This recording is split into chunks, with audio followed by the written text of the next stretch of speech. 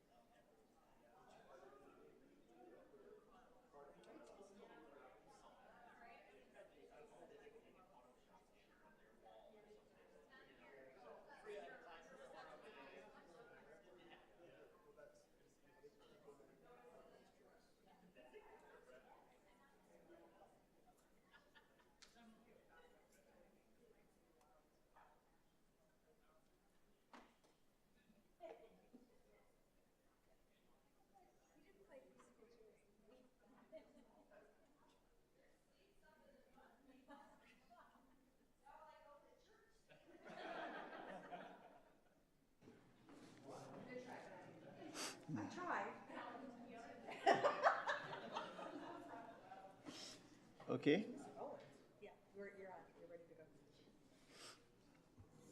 Good evening, everyone. Welcome. It is Wednesday, July 9th at 6:30. I call this public hearing number 1 to order. Lisa, can you please call the roll? Robert Downey. Present. Patty Coutray. Present. Carolyn Lopez. Ben Owens. Present. Shante Rothschild. Present. Thank you. When I move on to item 1C, public hearing on the adoption of the fiscal year 2025 expenditure budget and truth of taxation pursuant to ARS 38431.02 and ARS 15905DE regarding the adoption of the budget for the fiscal year 2025 through 2026 and truth of taxation. Mr. Harmon.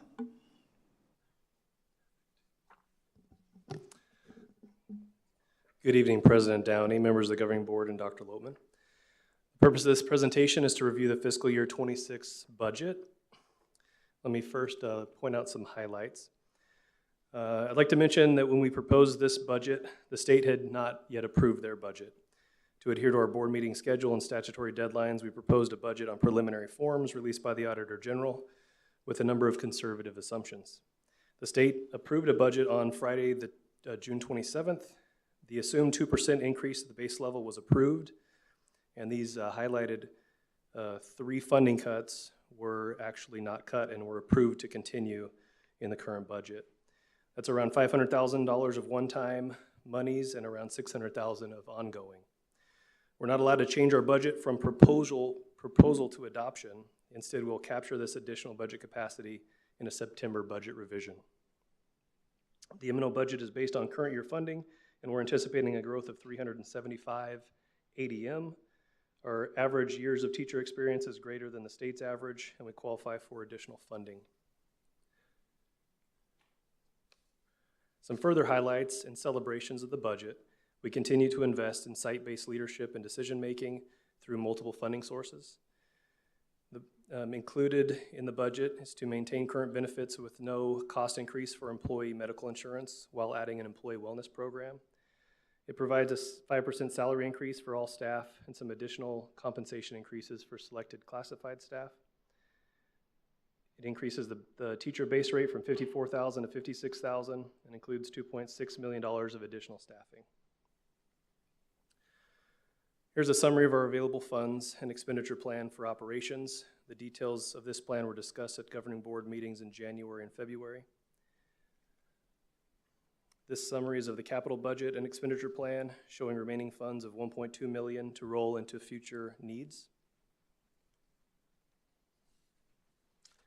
The classroom site fund, our budget limit is $16.6 million.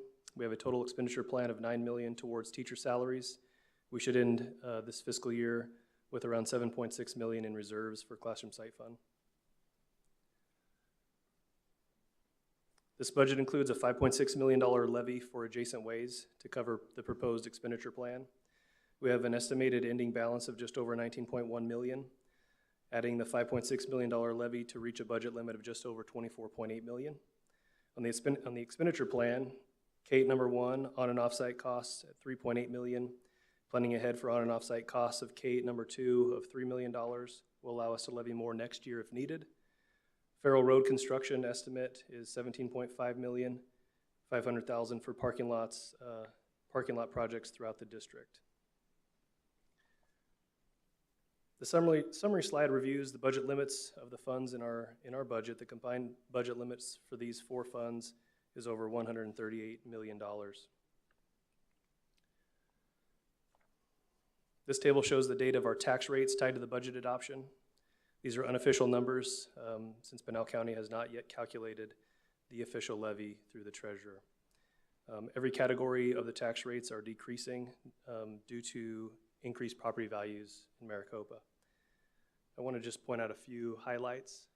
The QTR, or the qualifying tax rate, is the same tax rate for every school district and set by the legislature.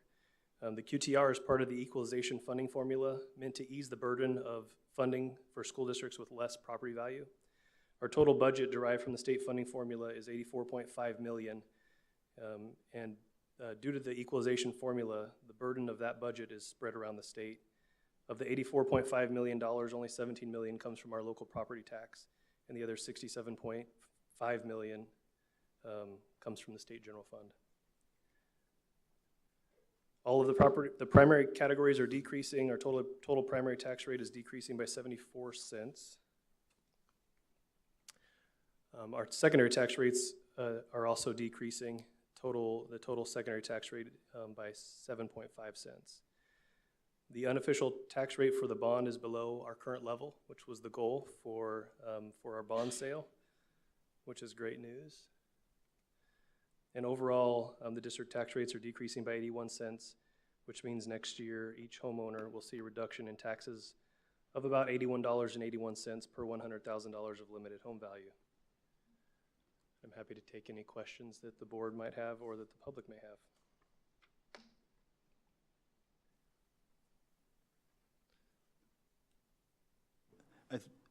No questions?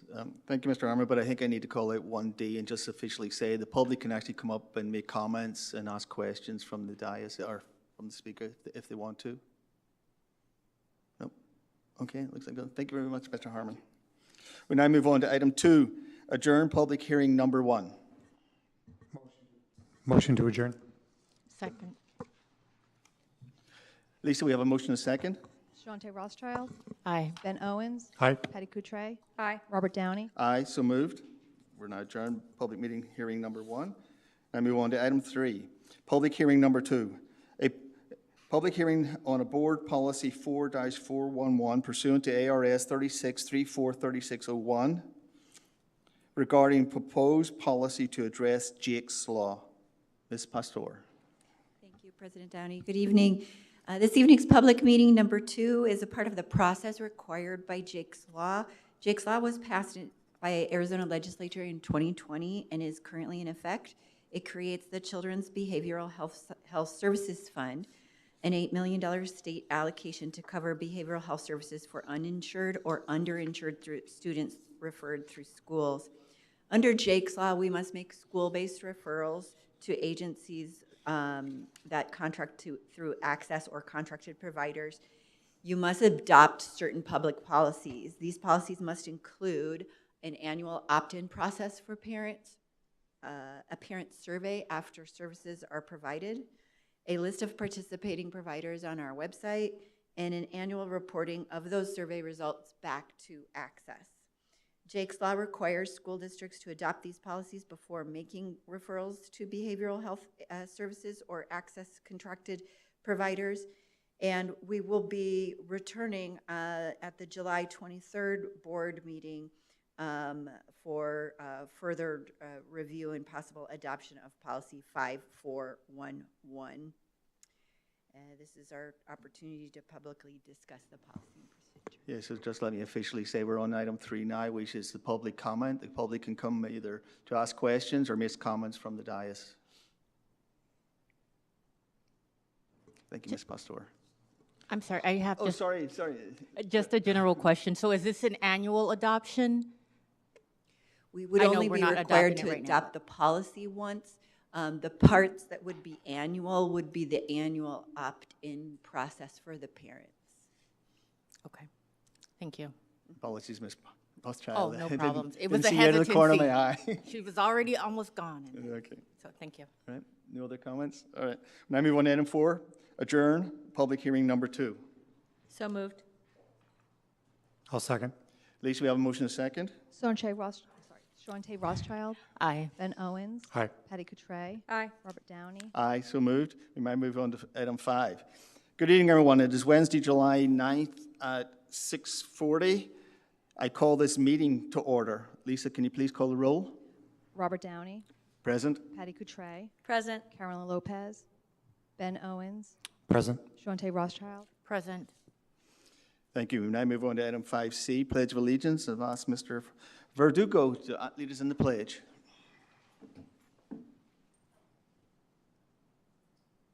Allegiance to the flag of the United States of America and to the republic for which it stands, one nation, under God, indivisible, with liberty and justice for all. Thank you. We now move on to item 5D, adoption of the agenda. So moved. I'll second. Lisa, we have a motion and a second. Shante Rothschild, Aye. Ben Owens, Aye. Patty Cotray, Aye. Robert Downey, Aye, so moved. And I move on to item 6, Superintendent's Report. Dr. Loopman. Thank you, President Downey. Local artist Veronica Leschinskaya brought the Maricopa Wells Middle School mascot to life in a bold new mural at the school entrance. Veronica spent more than 30 hours on site, often perched 14 feet in the air on a scissor lift to capture the spirit and strength of the panther. The result is a striking symbol of school spirit that greets students, staff, and visitors with a whole lot of panther pride. Pima Butte Elementary School welcomed future scholars to preschool boot camp, giving them a smart start to their first days of school. Children practiced daily routines, made new friends, and became comfortable in their new school. Staff gained early insight into each child's needs, setting the stage for a successful start to the school year.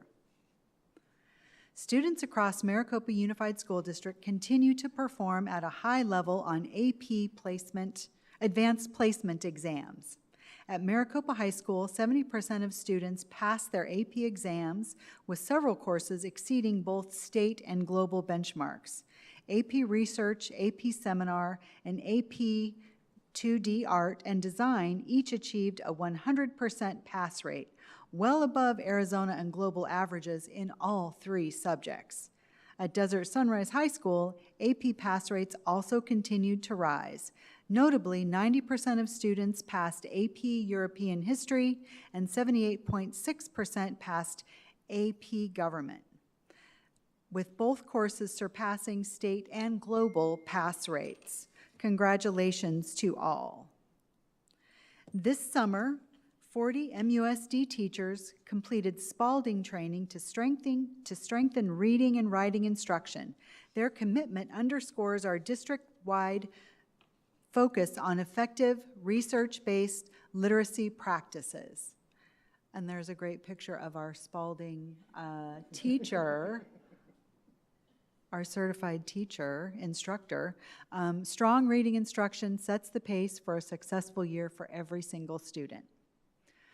A new touchscreen kiosk now brings the story of MUSD construction projects to life, and it's in our front lobby. Courtesy of Chase Building Team, the display features live updates, drone footage, and project details designed to keep the community informed. This interactive edition offers a clear window into the work underway to accommodate growing enrollment and building schools designed to last that are ready to meet the needs of the future. And Chase is here tonight, so thank you. MUSD community preschools have earned national accreditation from the National Association for the Education of Young Children. With a perfect compliance score and a nearly 90% pass rate, our programs were also recognized for excellence in family engagement, leadership, and instructional quality. Congratulations to all who helped achieve this milestone. As the early childhood leader in Maricopa, and this proves that we are, we continue to raise the bar with certified teachers and programs that meet the highest national standards. And that's my report. Thank you, Dr. Loopman. We now move on to item 7, Governing Board Members Report. Member Rothschild. No updates this time. Thank you. Member Owens. Nothing this evening, President Downey. Vice President Courtier. Thank you. Not that we've had a lot of activity going on, but I did want to definitely give a shout out. I know all the schools have been busy getting ready, all the classrooms, some carpeting, some painting. So kudos to getting all that done. I know the custodians have been wiping down the schools from ceiling all the way down to the floors. And a shout out to our grounds crew who have been working on some improvements over at Maricopa Wells in the ESS area that we toured before has now got turf on it, and it looks amazing. So kudos. I'm so excited for the school year to start. I know the parents are probably excited to get the kids off the video games and back in the classroom as well. So good luck, everybody. Thank you. I have nothing additional to report. Lisa, we don't have any call to the public, so I can skip item 8. I now move on to item 9, consent agenda. Motion to approve is written. Second. Lisa, we have a motion and a second. Shante Rothschild, Aye. Ben Owens, Aye. Patty Coutray, Aye. Robert Downey, Aye, so moved.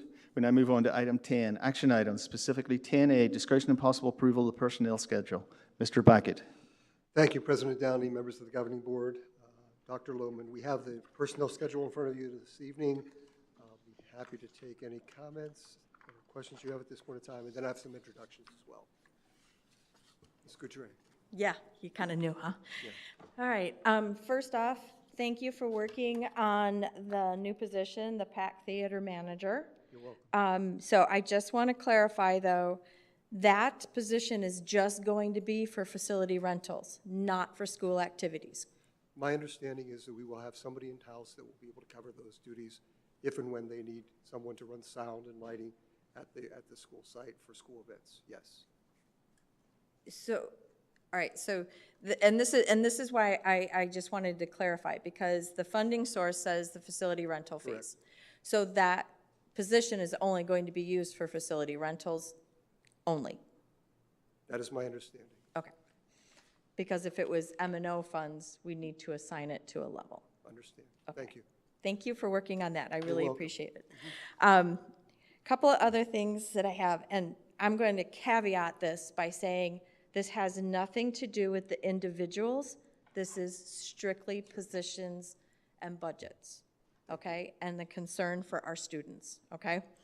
So number 47, that position was the dean position at the middle school, correct?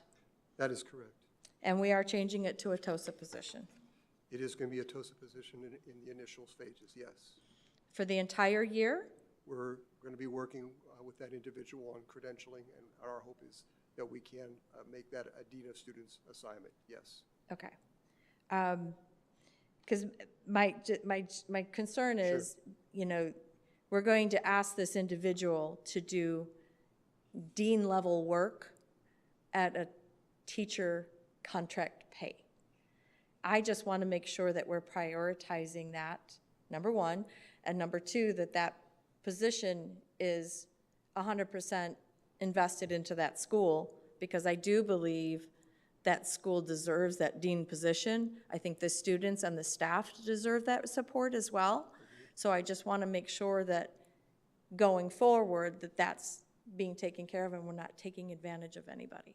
Thank you. We are working with both the administration of Desert Wind Middle School as well as Maricopa High School with that individual on this assignment. We believe that we can do this and it will be in the best interest of the district and for the programs that he's involved in as well. Okay. The other position that I'm questioning is number 71, and here's my question. The position is open from an LOA, so leave of absence. That's correct. We can fill that position, correct? That is correct. So my question then follows up as, if we fill that position and the following year that individual is going to come back, we don't have to guarantee that position, but we do have to guarantee them a position of similar job duties and the same pay, correct? That is a decision the district can make, yes. We would have some latitude on that. We're not bound to offer the exact same position, or we would work with that individual in that instance. I wish I could give more details on that. I just don't feel it's appropriate at this point in time. No, that's fine. So my concern is making sure that we have that position filled. I think that it needs to be filled. Yes. I don't know what our budget is going to show in the future. None of us know what's going to happen.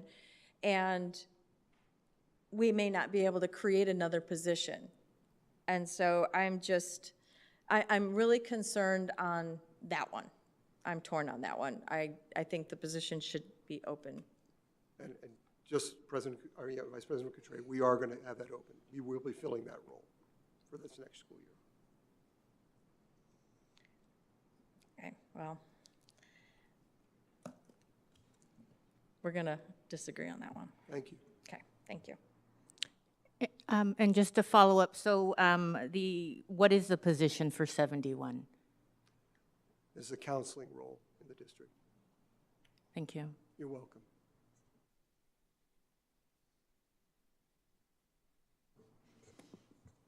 Any other questions, comments? Okay, everybody's silent, so I don't usually do this, so I will move to approve the personnel schedule. I'll second. Lisa, we have a motion and a second. Shante Rothschild, Aye. Ben Owens, Aye. Patty Coutre, Nay. Robert Downey. Aye, so moved. Thank you, Mr. Beckett. Thank you. I move on. Yes, you've got some people you want to introduce? Yes. Appreciate it. I'd like to first introduce Dr. Matt Smith, who's in the audience tonight, who'll be serving as our athletic director and AP at Maricopa High School.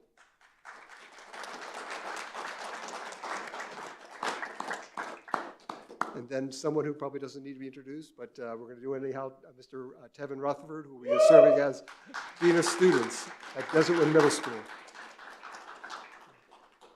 Thank you. Thank you, Mr. Beckett. Now move on to item 10B, discussion and possible approval of the guaranteed minimum maximum price for the K-8. Mr. Harmon. Sorry, Mr. Harmon, maybe I need to call out K-8 number 1 in case there's different categories that you need to address. Yeah, we have a lot of K 1s and 2s on this agenda. Yeah, so you have the agenda item before you, and I believe you've seen the details for the guaranteed maximum price for K number 1. So we're seeking your support. I'll answer any questions you may have. If there's no questions, I'd like to. Oh, you have a question? Just to confirm, so has anything changed since our last discussion? So this is the third GMP that we're bringing to you. We did a GMP 1. I think that, I don't want to mess my details up, but we did one for early procurement early on to make sure that for some long lead time items, we brought a GMP for those to the board. Back in January, we did a GMP 2 that was for some critical construction activities prior to the permit being issued.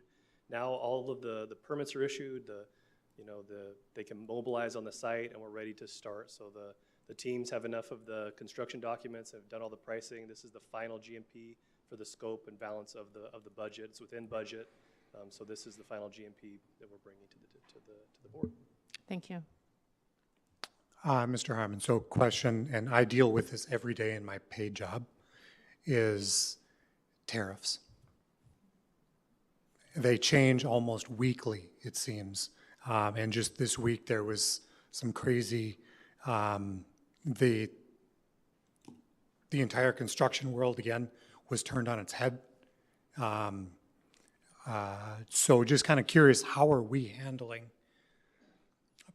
tariffs, who's taking risk, that kind of thing? We've had a little bit of a conversation about this in the past. Yeah, I have not heard any concern from the Chase team about tariffs, that this GMP is secure and sound, and we see no change or anticipate no change in the scope, and the GMP obviously cannot change. So, Mr. Harmon, I just want to say it in my language, simple language. This is a not-to-exceed contract agreement. So even if the tariffs go up, those guys are on the hook for it. As long as we don't make any changes to what we're asking them to deliver, the maximum price they can charge us is what's in this contract. Correct? And building to the scope that the architect designed. So to answer the question, Chase is taking tariff risk. They must be. They're nodding. They're nodding. Perfect, thank you. Get the camera to capture that, please.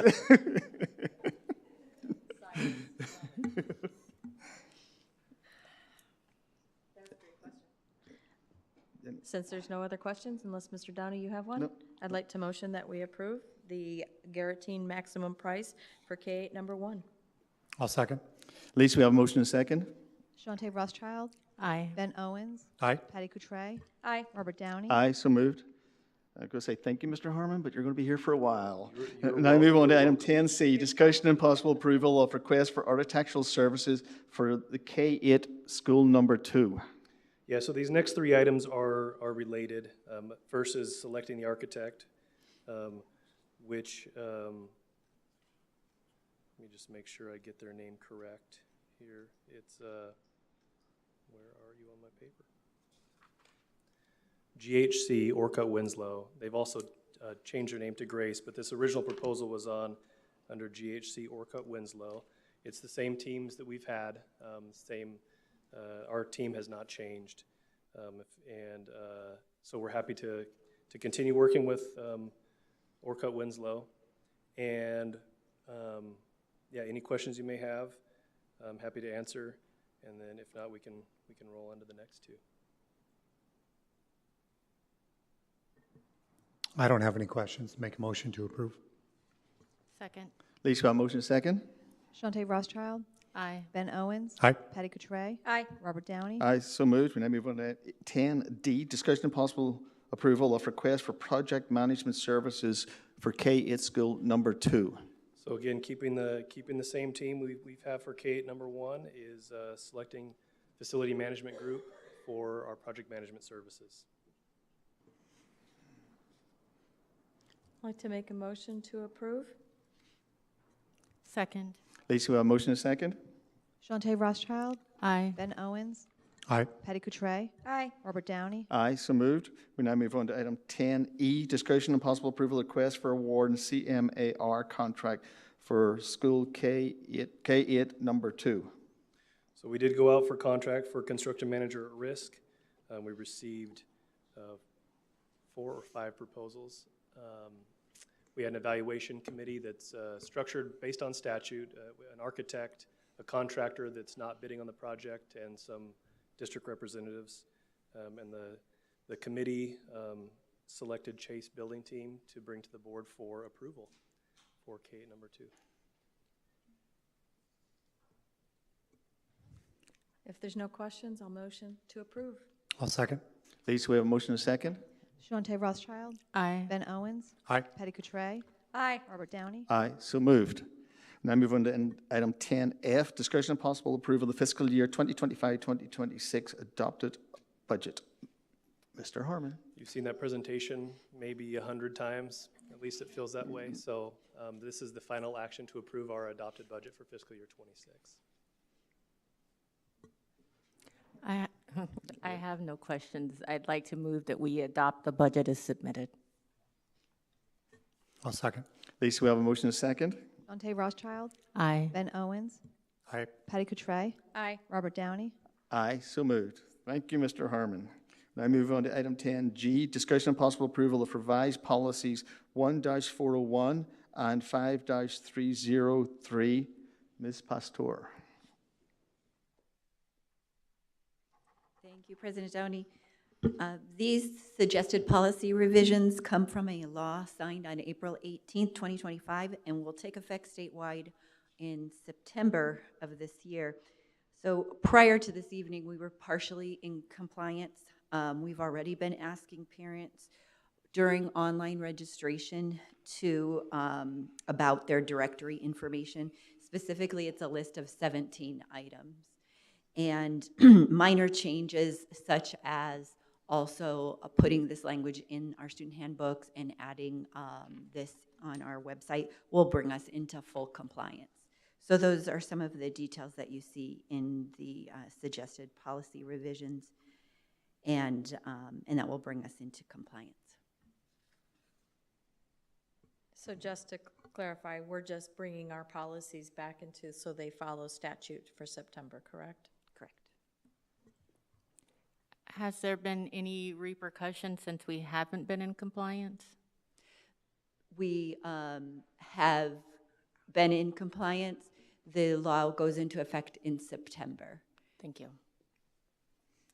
Yeah, whenever I look at the revisions in our old policy, there's several words. There's nothing significant changes. It's just a word here and there, and maybe think one extra statement.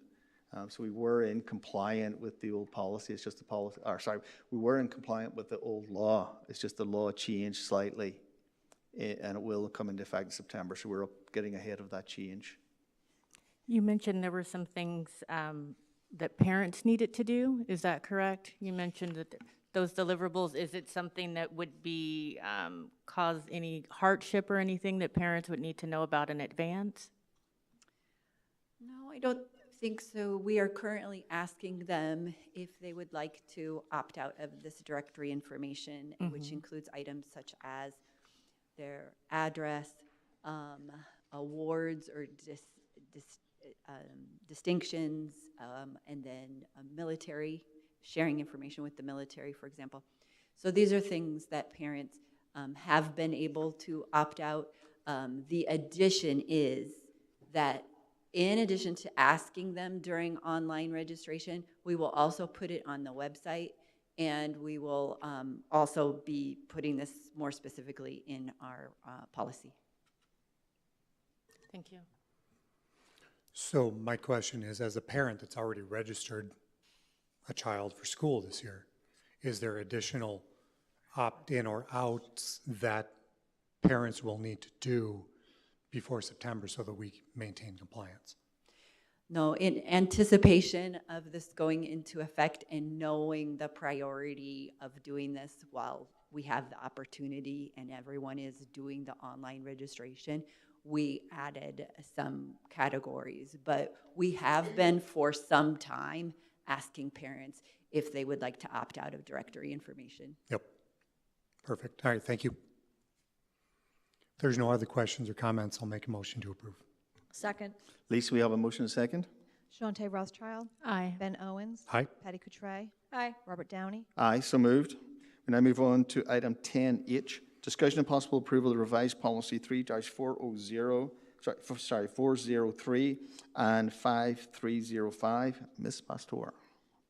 Thank you. So this law was also signed earlier in the year. However, it is currently in effect. It is also a law where we found that we were already in compliance with many parts of it.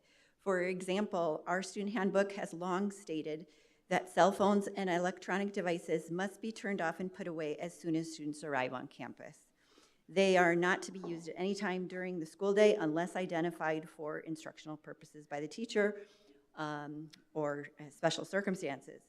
And we've also been stating in the student handbook that any phone or device that's not used for instructional purposes will be confiscated. So over the summer, I met with administrators to develop more specific procedures. And we have aligned procedures for K-5, 6-8, and 9-12 to align fully with the new requirements. Administrators are overwhelmingly in support of the change, and we're looking forward to seeing increased focus on instruction and fewer distractions. It is important to note that the law and the suggested revisions to the policy do allow for some exceptions in rare circumstances, such as when a student needs technology because it's stated in an IEP or for medical reasons. So administrators, the principals, will be able to work with parents in order to support those needs. And I open it up to any questions or feedback. So first off, I want to thank you. I read through how you worked with the team to separate the use of them at the different levels. I thought it was extremely appropriate. It was concise but vague enough to allow teachers to have that flexibility should they have a lesson in their classroom that they can use their electronic devices. And I was happy when we had this policy to begin with, because the phones are distracting. They're distracting for adults. So I thank you for making sure that that was really well thought out going into this school year. I think it'll be really great for our teachers in our school that they have the control over this and they have direction as well. So thank you. Thank you, Member Couture. Were there changes made in the handbook as well to reflect this? No, I did not make changes in anticipation of wanting to give the board the opportunity to adopt the policy, but they will be more specifically stated, and that is a requirement in the statute. And I believe it's also in our policy that the handbook does need not a significant amount, but some additional information. What will probably be easiest is to include a link to the procedure where those K-5, 6-8, and 9-12 procedures are outlined. Gotcha. So will there be an additional acknowledgement required by families? Great question. Because this is important for principals to articulate, I'll be giving the principals an ask to include this change in their first newsletter for the year, in their welcome back messages, in any opportunity that they have to discuss this publicly, because it's going to be really important to make sure parents are supportive and helping us with this. Member Couture, you said it earlier, that in the summer we have a little bit of less restrictions on our use of technology, and so July is a difficult short month for students that are transitioning from having sometimes no limits on their technology to having significant restriction. Ms. Pastor, correct me if I'm wrong, but the handbook says it just references our policy, correct? The handbook actually says what I read earlier, which is that they are not permitted during instruction and they will be confiscated.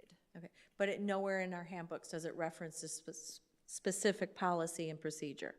It doesn't state the policy correct. Okay. So that can easily be added. Well, I think it would actually be really good to make sure that we start sharing that information now, should the board approve this, going forward. So I think it's great if they hear it from multiple sources multiple times, because they say, you know, if you hear it, see it, read it, you have a better understanding of it and you absorb it. Certainly. So, Certainly, we'll work on multiple avenues of communication. okay. And then should the student go against the policy or break the rules, where can they find the action items from that? Where is that called out? Yes. In the Code of Conduct section of the student handbook. And when this is reviewed with students, that's also mentioned? Yes, especially at the secondary level, the schools do spend time going over the student handbook and the Code of Conduct with students. Thank you. No other questions or comments, I'll make a motion to approve. Second? Lisa, we have a motion and a second. Shante Rothschild, Aye. Ben Owens, Aye. Patty Cotray, Aye. Robert Downey, Aye, so moved. We now move on to item 10I, discussion and possible approval of revised policy 4-204. Ms. Pastor. Thank you. This law was signed earlier and is currently in effect. It updates Arizona's mandatory reporting requirements for school employees and for governing board members.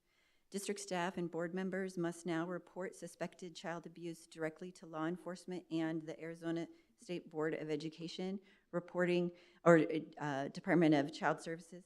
Reporting it to an SRO no longer fulfills the obligation. If a school resource officer does receive a report, they're required to immediately notify law enforcement. And the law also places limits on when and how the SROs may be involved in student interviews during investigations. So that required some changes to one of our procedural forms. The changes in the policy reflect this law and changes in the law. And we are working with law enforcement and administrators to ensure that everyone understands their responsibilities under the new law. Ms. Pastor, I just want to clarify, because it is important, because it impacts the governing board members as well. It's not just the SRO. I mean, for example, if we get something from someone in the public and we report it to Dr. Lopeman, that is not enough. Under this law, we really have to report it to state. So, I mean, and I just picked Dr. Lopeman as an example. It could be Mr. Harmon or Mr. Backhead. It could be somebody, the principal. That is not enough. You have to report, it has to be reported to the state. Directly to the authorities, that's absolutely right. Okay. Yeah. If there's no other questions, I make a motion that we approve the revised policy 4-204. Second? Lisa, we have a motion and a second. Shante Rothschild, Aye. Ben Owens, Aye. Patty Cotray, Aye. Robert Downey, Aye, so moved. Now move on to item 11, adjourn. Motion to adjourn. Second? Yes, Oh, second. sorry. Lisa, we have a motion and a second. Shante Rothschild, Aye. Ben Owens, Aye. Patty Cotray, Aye. Robert Downey. Aye, so moved. We are now adjourned. Thank you, everyone. Pretty quick. Yep. You know I'm out of the country next week? Yes. Okay. Do you see anything coming up in the following week? Anything? I mean, don't you have to tell me the specifics? Just how aggressive should I be about making sure I'm available for a meeting next week, as opposed to, say, the following Monday? Robert, turn your mic. You should not. Oh, sorry. Thank you.